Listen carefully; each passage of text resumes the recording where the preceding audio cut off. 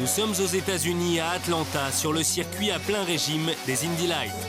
Indy Lights, c'est une catégorie qui se déroule aux États-Unis. C'est l'équivalent en fait de la Formule 3000 en Europe. On peut atteindre des vitesses de pointe à 400 km/h avec une Indy Light et des vitesses de pointe au maxi avec une F1 de l'ordre de 370 km/h. Pilote essayeur de Formule 1, Jonathan Cochet est l'un des grands espoirs du volant tricolore.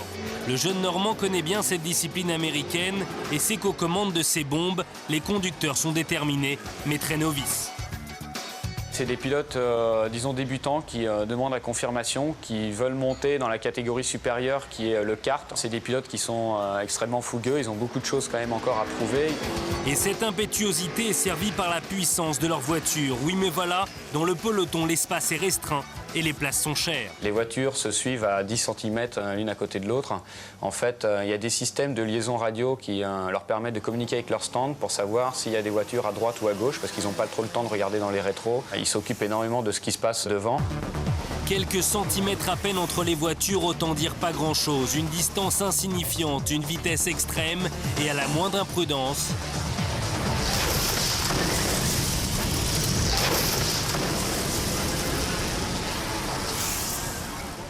Carambolage en série et à haute vitesse. Explication.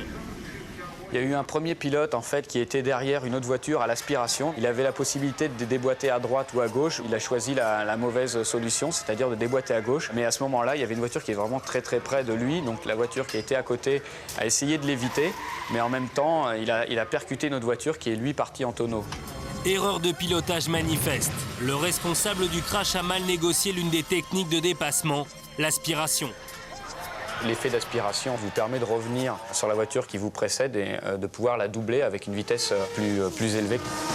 Autre manquement élémentaire, il nous est décrypté par une ancienne gloire de la Formule 1, Jean-Pierre Jabouille. Lors d'un freinage important, lors d'un doublage à des vitesses élevées, on ne va pas faire n'importe quoi. On sait qu'il y en a un autre à côté et on fait attention à la personne qui est à côté. Voilà. Il y a des règles, même si elles ne sont pas écrites, il y a des règles, je dirais, de courtoisie. Il donne un coup de volant sans se soucier qu'il y a quelqu'un à côté. Mais bon, on voit ça tous les jours sur la route. Hein. L'accident collectif est ainsi inévitable.